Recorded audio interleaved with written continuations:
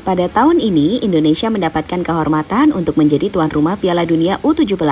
Kehormatan itu didapatkan setelah Peru mengundurkan diri, sehingga FIFA akhirnya menunjuk Indonesia sebagai tuan rumah pengganti. Namun sayang, penunjukan Indonesia itu mendapatkan respon negatif dari negara-negara ASEAN, terutama Vietnam. Negara tersebut menilai jika FIFA terlalu sayang kepada Indonesia. Padahal sebelumnya, Indonesia telah mempermalukan diri sendiri dengan adanya tragedi Kanjuruhan. Tapi tunggu dulu, Vietnam tampaknya tidak sadar, karena nyatanya Indonesia lebih pantas menjadi tuan rumah dibandingkan dengan mereka. Lantas apa alasannya? Berikut ini adalah jawabannya.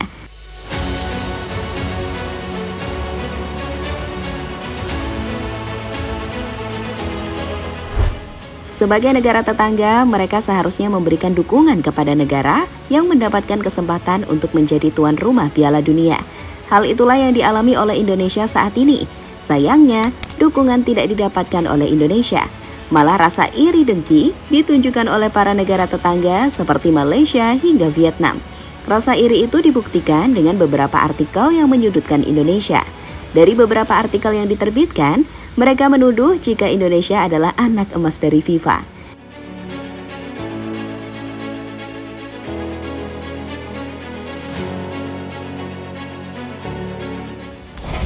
Namun tuduhan tersebut tidak membuat Indonesia sakit hati.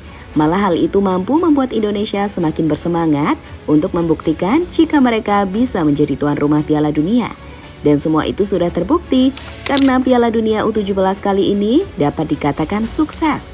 Contohnya adalah saat Indonesia berhasil memenuhi target yang sebelumnya diberikan oleh FIFA.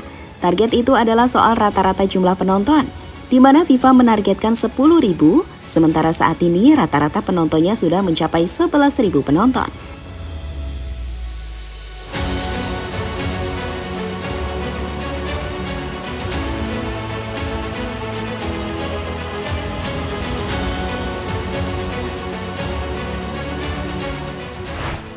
Selain soal target, Indonesia juga mampu memberikan fasilitas yang disyaratkan oleh FIFA. Di antaranya adalah stadion bertaraf internasional hingga infrastruktur pendukung yang lain, entah lapangan latihan maupun lainnya.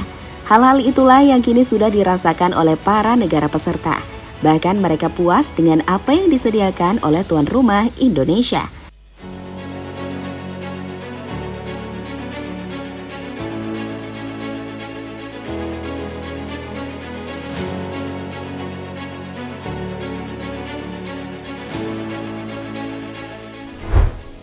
Kembali ke masalah yang tadi, Malaysia dan Vietnam seharusnya berkaca pada kondisi mereka. Sebelumnya, mengapa mereka tidak mengajukan diri sebagai tuan rumah agar Piala Dunia diselenggarakan di negara tersebut? Bukannya malah nyinyir kepada Indonesia setelah FIFA memutuskan untuk mengadakan Piala Dunia di tanah air. Namun dipikir-pikir, tampaknya itu wajar terjadi jika melihat kondisi yang sebenarnya. Kondisi yang membuat FIFA semakin yakin lebih memilih Indonesia ketimbang negara ASEAN yang lain. Fasilitas di Indonesia lebih memadai ketimbang negara ASEAN lain. Soal fasilitas, Indonesia dapat dikatakan lebih unggul jika dibandingkan dengan negara ASEAN yang lain. Contohnya adalah stadion, karena saat ini Indonesia memiliki beberapa stadion megah yang layak dijadikan sebagai tuan rumah Piala Dunia. Untuk hal ini, Malaysia sebenarnya juga punya. Perbedaannya adalah soal kemauan. Karena negeri jiran tersebut terkesan tidak ada keinginan untuk maju sebagai tuan rumah Piala Dunia. Sedangkan Vietnam bukannya meremehkan, soal fasilitas negara tersebut masih tertinggal jauh dari Indonesia.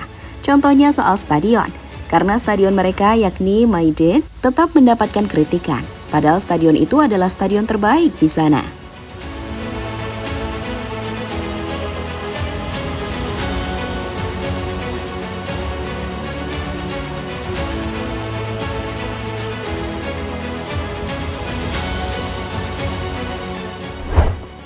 Tidak ada keinginan untuk menjadi tuan rumah. Seperti yang dikatakan pada poin sebelumnya, Malaysia sejatinya juga pantas menjadi tuan rumah Piala Dunia U17. Namun sayang, mereka tidak ada keinginan untuk melakukan hal tersebut. Malah saat Piala Dunia di Indonesia, mereka malah iri dan menuduh Indonesia sebagai anak emas FIFA. Tentu sebuah kondisi yang sangat membingungkan bagi negara yang beribu kota di Kuala Lumpur tersebut. Hal itu semakin diperparah saat Malaysia menolak ajakan tuan rumah Piala Dunia dari Indonesia. Padahal kesempatan untuk ditunjuk lebih besar, mengingat Piala Dunia belum pernah diselenggarakan di kawasan ASEAN.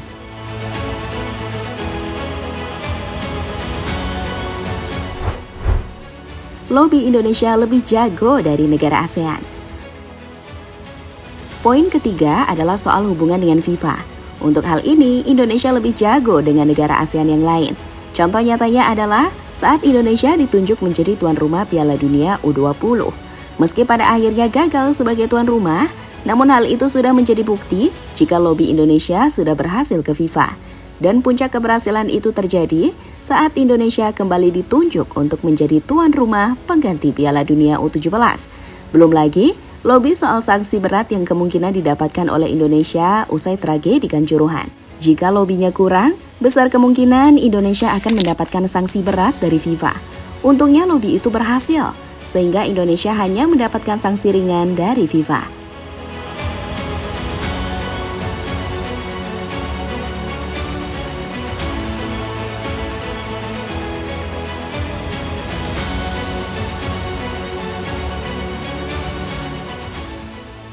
Jadi itulah beberapa alasan mengapa Indonesia lebih dipercaya oleh FIFA ketimbang negara ASEAN yang lain.